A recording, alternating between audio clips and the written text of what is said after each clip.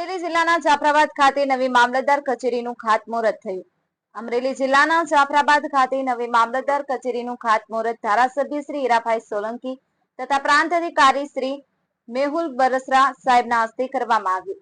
જાફરાબાદની જૂની મામલતદાર કચેરી છેલ્લા ઘણા સમયથી જર્જરિત હાલતમાં હોય તેની જાફરાબાદ મામલતદાર કચેરી તેના રેસીડેન્સી બિલ્ડિંગમાં કામ કરાવ ચલાવ રાખવામાં આવી હતી. ત્યારે નવી મામલતદાર કચેરીની ખાસ જરૂરિયાત હતી.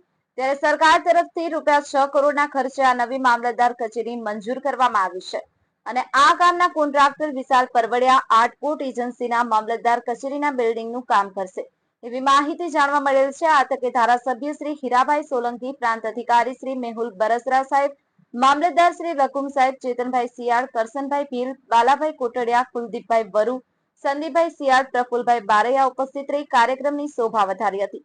આ તકે ધારાસભ્ય શ્રી હીરાભાઈ સોલંકીએ કહ્યું હતું કે આપણા મૃદુ અને મક્કમ મુખ્યમંત્રી શ્રી આખા રાજ્યમાં કરોડો રૂપિયાના ખર્ચે આવા વિકાસના કામો થઈ રહ્યા છે અને આવનારા દિવસોમાં પણ પ્રજાલક્ષી વિકાસના કામો કરતા રહેશું તેમ જણાવ્યું હતું. JP Parmar, Mahadev times news, Jafrabad.